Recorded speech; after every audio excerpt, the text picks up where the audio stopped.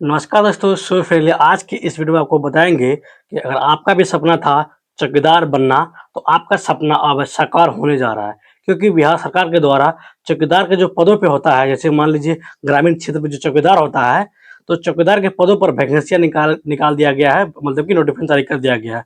जिसका कि इसका हम स्टार्टिंग डेट भी बताएँगे कि कब से इसका मतलब कि फॉर्म भराया स्टार्ट होगा और इसका कब तक इसका लास्ट डेट है, कितना रुपया लगता है, इसमें क्या आपका एजुकेशन चाहिए और इसके बाद ये आपका ऑनलाइन होगा एग्ज़ाम के ऑफलाइन होगा, फॉर्म कैसे भरेंगे और इसका कैसे सिलेक्शन प्रोसेस होगा, कितना हाई जंप माँगता है, कितना मतलब कि चेस्ट माँगता है, मतलब ए टू जेड जानकारी इस वीडियो में आपको शेयर करने वाले हैं। तो सबसे पहले हम समझते हैं कि चौकीदार होता क्या है। देखिए, चौकीदार ग्रामीण क्षेत्रों का एक रक्षक होता है, जिसके माध्यम से अगर मान लीजिए आप कहीं पर भी ग्रामीण क्षेत्रों में कुछ हो जाता है, जैसे मान लीजिए अधिकतर आप सुनते होंगे पंचायती होता है या मारकाट होता है, तो मारकाट होने के बाद डायरेक्ट वो थाना पे नहीं जा सकता है, तो पहले चौकीदार को बोलेगा। उस चौकीदार को लेकर के ही थाना पे जाना पड़ेगा, ताकि हर पंचायत में 1 चौकीदार होता है, 2 चौकीदार होता है, उसी के पद पे आया होता है। यानी आप समझ लीजिए कि चौकीदार एक माध्यम होता है थाना तक पहुँचने का, जो कि आपके पक्ष में भी होगा और दूसरे पक्ष में भी होगा। ये आपका चौकीदार हुआ।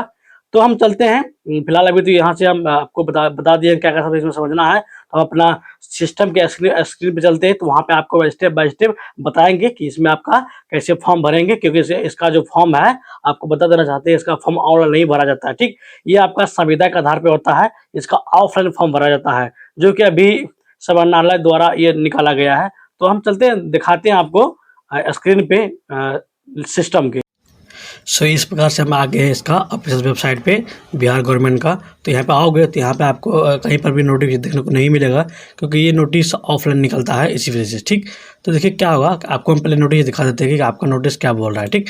देखिए यहाँ आपका नोटिस है, जो कि यहाँ पे आपको देखने को मिलेगा समाहरणालय अरवल द्वारा, यानी कि अरवल जो जिला यानी कि बिहार का जो अरवल जिला है, ये अभी सिर्फ अरवल जिला से ये चौकीदार का वैकेंसी आया हुआ है, जो कि आपको यहाँ पे दिखाते हैं। ये इसका विज्ञापन संख्या 1/16/2024, जिसका यहाँ पे देखिए लिखा हुआ बिहार चौकीदार संवर्ग नियमावली 2006 बिहार सरकार गृह आरक्षित विभाग अधिसूचना, ये आपका कुछ दिया गया है, जो कि आपको यहाँ पे पढ़ लेना है, ठीक। इसके बाद जब नीचे पे आओगे तो यहाँ पे देखो, यहाँ पे कोटिवार रिक्तियाँ भी दिया गया है कि आपका जो अभी इस बार मतलब कि निकाला गया है चौकीदार, कितना मतलब पोस्ट में निकाला गया है। यहाँ पे देखिए लिखा हुआ है पद का नाम, जो कि यहाँ पे चौकीदार का पद है। इसके बाद यहाँ पे देखिए कुल यहाँ पे रिक्तियाँ जो कि 223 का ही निकाला गया, यानी कि अरवल जिला में 223 ही चौकीदार का पद फिर इस बार बहाली होगा। तो यहाँ पे देखिए यहाँ कैटेगरी वाइज दिया गया है, पोस्ट की कौन सा कैटेगरी में कितना पोस्ट यहाँ पे सीट दे रखा है, ठीक। इसके बाद यहाँ पे आप देख लेना है। इसके बाद यहाँ पे महिला का भी दिया गया, आर्थिक रूप से कमजोर वर्ग के लिए 8, इसके बाद देखिए अनारक्षित महिला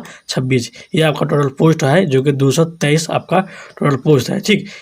इसके बाद यहाँ पे देखिए वेतन भी आपका अच्छा खासा होने वाला है, क्योंकि वेतन स्तर लेवल 1 होगा, जिसमें कि लगभग 15 या 20 हज़ार प्लस आपका मतलब कि वेतन होगा। तो उसी प्रकार से आप जब नीचे पाओगे तो यहाँ पे देखो लिखा हुआ है न्यूनतम शैक्षणिक योग्यता, यानी कि इसमें जो आपका योग्यता होगा, ये योग्यता कम से कम आप 10th पास होना चाहिए, यानी कि आपका कम से कम मतलब कि शैक्षणिक योग्यता 10th पास है, तो इसमें आप अप्लाई कर सकते हो। अगर आप ग्रेजुएशन हो या इंटर में पढ़ रहे हो या पढ़ चुके हो, मतलब कि कम से कम आपका 10वीं अगर पास है, फिर भी आप इसमें अप्लाई कर सकते हो। इसके बाद नीचे आओगे तो यहाँ पे लिखा हुआ उम्र सीमा, यहाँ पे दिया गया है कि आपका उम्र सीमा 1/7/2024 के अनुसार ही आपका यहाँ पे गिना जाएगा आपका उम्र। इसके बाद यहाँ पे लिखा हुआ अनारक्षित वर्ग पुरुष के लिए 37 वर्ष, यानी कि यहाँ पे इसका आपका उम्र लिमिट दिया गया है कि आप कितना उम्र तक इसका ऑनलाइन अप्लाई कर सकते हैं, ऑफलाइन अप्लाई कर सकते हैं, यहाँ पे दिया गया है, ठीक। तो यहाँ पे नीचे पाओगे तो यहाँ पे लिखा हुआ आवेदन करने की प्रक्रिया तथा समय सीमा, जो कि यहाँ पे साफ साफ लिखा गया है। त्रुटि रहित आवेदन पत्र सीधे निबंधित डाक, यानी कि जो डाक आपका है, डाक जो कि पोस्ट ऑफिस है, वह उसके द्वारा पोस्ट के द्वारा जिला नियोजनालय कार्यरत Arwal block campus Arwal pin इतना के पते पर भी मतलब कि दे दिया, मतलब जाना पड़ेगा आपको। आपको करना क्या है, देखिए अगर आप खुद जाएंगे तो ये वाला आपका पता है, जो कि यहाँ पे साफ साफ दिया गया वाला पता है, यहाँ पे जाके अपना फॉर्म को सबमिट करना पड़ेगा। अगर आप नहीं जा सकते हो तो अपना स्पीड पोस्ट या तो मतलब डाक के द्वारा आप भेज सकते हो अपना जो भी डॉक्यूमेंट्स है, जो भी आपका एजुकेशन है, ठीक। आपको नीचे में दिखाएंगे कि आपको कौन सा फॉर्म को भरना है, जो इसमें इस पते पे आपको ले जाकर रखना है। ठीक, इसके बाद नीचे पाओगे तो यहाँ पे देखिए आवेदन भेजने का पता भी यहाँ पर दिया गया है साफ साफ।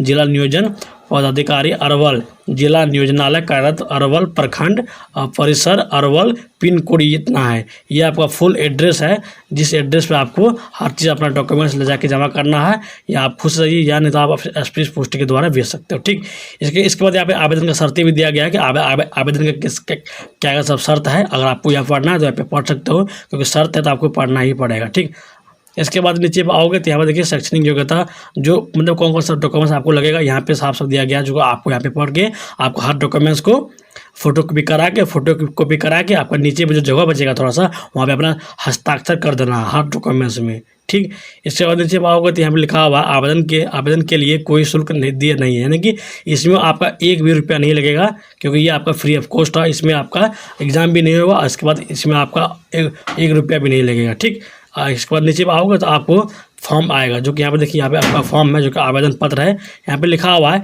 कार्यालय उपयोग के लिए। यहाँ पे देखिए निबंधन संख्या दिया गया है, जो कि निबंधन संख्या आपको ऊपर में होगा। मतलब कि ये विज्ञापन संख्या होता है वही आपका निबंधन संख्या होता है।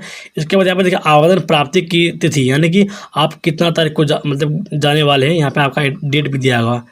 जब ऊपर में आओगे तो यहाँ पे देखिए यहाँ पे डेट दिया गया है 25/8/2006 से पहले आपको जाके वहाँ पे जमा सबमिट करना पड़ेगा। ठीक, तो इसके बाद आप नीचे आओगे तो फिलहाल अभी ओपन है, आप जाके जमा कर सकते हो। इसके बाद नीचे आओगे तो यहाँ पे अपना डेट को मेंशन कर देना है, जिस डेट को जाओगे। इसके बाद एक यहाँ पे अपना फ़ोटो को चिपका लेना है।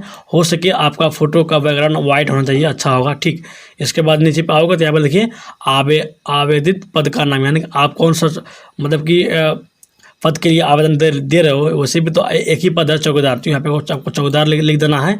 इसके बाद अपना नाम को लिखना है हिंदी में, इसके बाद इंग्लिश में लिखना है। इसके बाद क्या करना है, यहाँ पे जिला नियोजन कार्यालय अरवल का निबंधन संख्या, यहाँ पे आपको निबंधन संख्या देना, जो कि ऊपर आपको वही विज्ञापन संख्या होगा। इसके बाद यहाँ पर माता पिता का नाम डालना है। ठीक, अगर आप लड़का है तो मतलब कि पिता का नाम डालना है। अगर आप लड़की हैं, अगर को मतलब कि शादी आपका नहीं हुआ है तो पिता का नाम दीजिएगा, अगर शादी हो गया है तो पति का नाम दीजिएगा। इसके बाद अपना माता का नाम दे दीजिएगा। इसके बाद अपना डेट ऑफ बर्थ को फिल करना है, जो कहते हैं दिन दिया गया है। मान लीजिए आपका किसी का डेट 1 तारीख 2वां महीना, ठीक, 2022 मतलब कि 1 है या 2 है, इस तरह से आपको फिल कर देना है। इसके बाद यहाँ पे शब्दों में भी आपको लिखना है डेट ऑफ बर्थ। इसके बाद यहाँ पे लिखा हुआ है दिनांक इतना की उम्र, यानी कि आपका जो उम्र है इस अनुकूल आपको गणना करना पड़ेगा, आपका उम्र कितना हो यहाँ पे आपको फिल कर देना है। इसके बाद आप कौन सा मतलब कि कैटेगरी चाहते हैं, मतलब पुरुष है कि महिला है कि अन्य है, तो यहाँ पे आपको फिल कर देना है।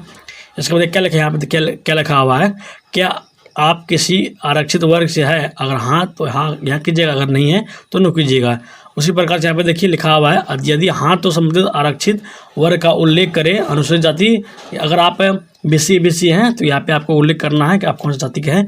इसके बाद आरक्षित वर्ग के अधीन जाति का नाम यहाँ पे फिल करना है, अगर आप कौन सी जाति है। जैसे मान लीजिए OBC में आता है, गणगय आता है, जो मतलब कि क्या बहुत सारी ऐसी जाति आता है, जो कि आप यहाँ पर नाम फिल कर देना है। इसके बाद अपना अस्थायी पता लिखना है, जो भी आपका आधार कार्ड में एड्रेस है। इसके बाद वही एड्रेस यहाँ पे आपको फिल कर देना है। इसके बाद नीचे पाओगे यहाँ पे अपना मोबाइल नंबर फिल करना है। इसके बाद अगर आप दिव्यांग है, आपका पैर हाथ या टूटा फूटा है, तो यहाँ पे यस कीजिएगा, नहीं है तो नो कीजिएगा। इसी प्रकार यदि यहाँ पे लिखा हुआ है 2 नंबर, यदि हाँ तो दिव्यांगता का स्वरूप अंकित करिए। अगर आप दिव्यांग होंगे तो यहाँ पे अपना जो भी सर्टिफिकेट है दिव्यांग वहाँ पे आपको फिल करना पड़ेगा। इसके बाद दिव्यांग का प्रतिशत फिल करना पड़ेगा, आपका कितना प्रतिशत दिव्यांग है आप। इसी प्रकार से आप कौन सा जिला के निवासी हैं तो आपको यहाँ पे फिल करना है। लिखा हुआ क्या आप अरवल जिला के स्थायी निवासी हैं। अगर अरवल जिला से आप इस फॉर्म को भरेंगे तो यहाँ पे लिखना है हाँ अस्थायी हैं। अगर नहीं यहाँ अगर आप अरवल जिला से नहीं हैं, दूसरा जिला से है, तो आपको अपना जिला का नाम को यहाँ पे फिल कर देना है।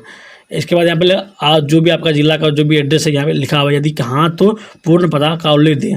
यदि आप अरवल जिला के निवासी होंगे तो यहाँ पे आपको फुल पता का मतलब फुल जो पता होगा एड्रेस होगा पे फिल करना है। अगर नहीं होंगे तो फिर भी उसको फिल करना पड़ेगा। इसी प्रकार से अगर आपका शादी हो गया है तो यहाँ पे विवाहित में क्लिक कीजिएगा, अगर नहीं हुआ है तो अविवाहित में क्लिक कीजिएगा। तो यहाँ 16 नंबर लिखा हुआ क्या आप पूर्व से सरकारी सेवा में कार्यरत है। अगर आप पहले भी सरकारी सेवा कर रहे हैं तो हाँ कीजिएगा।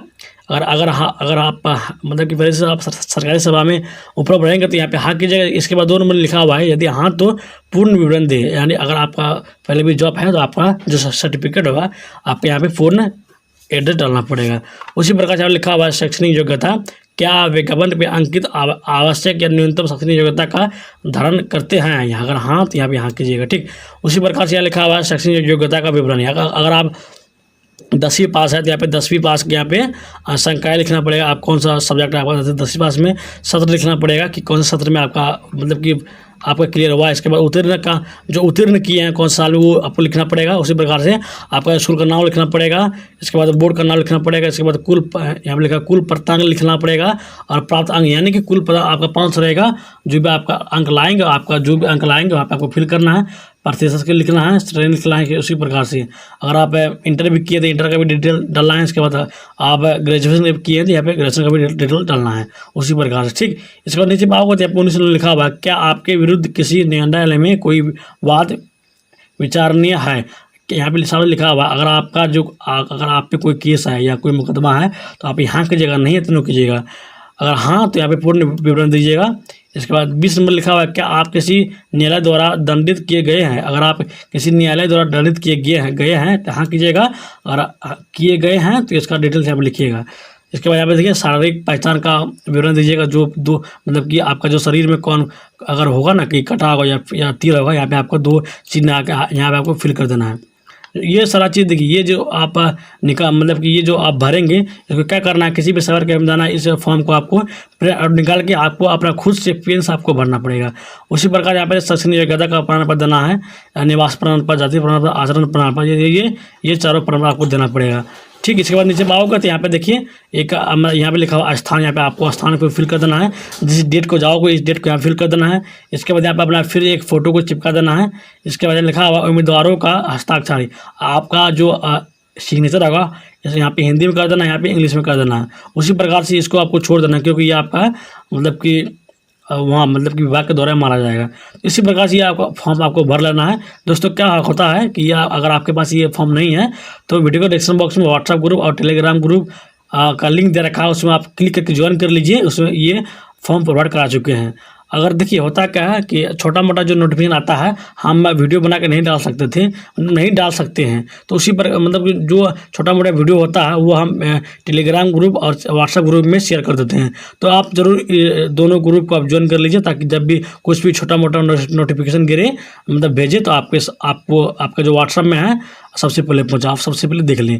तो इस प्रकार से आपका हम चौकीदार के पद पर आया हुआ था, जो कि अभी फिलहाल अरवल जिला से आया हुआ है। तो उसी प्रकार से अलग अलग जिला का भी आएगा। तो आप लोग इस चैनल को अभी तक सब्सक्राइब नहीं किए हैं तो चैनल को सब्सक्राइब कर रख लीजिएगा, क्योंकि जब भी मतलब कि अलग अलग जिला का आएगा तो हर वक्त नोटिस हम देते रहेंगे, व्हाट्सएप में भी देते रहेंगे और इसके बाद इसमें चैनल में भी देते रहेंगे। तो आप लोग सब्सक्राइब कर लीजिएगा तो अच्छा रहेगा। जब भी इसका नोटिस आएगा दूसरा जिला का तो हम आपका जो वीडियो अपलोड करेंगे इस चैनल पे तो सबसे पहले आप तक पहुंच जाएगा। ठीक, इस तरह से ये अरवल जिला का आया हुआ था, जो कि आपको हम स्टेप बाय स्टेप बताए हैं। तो वीडियो और अच्छा लगा तो वीडियो को जरूर लाइक कीजिएगा और आप अपने दोस्तों के साथ भी शेयर कर लीजिए, क्योंकि ये मतलब मौका मतलब कि बहुत दिन बाद आया है, लगभग 5 साल बाद आया है। तो इस मौका को आप मत छोड़िए, इसमें आप बैठ जाइए। ठीक, इस प्रकार से आपको भेज देना है। और कहीं पर भी डाउट होता है तो आप कमेंट्स कीजिए, आपका कमेंट्स को बढ़ा जाएगा।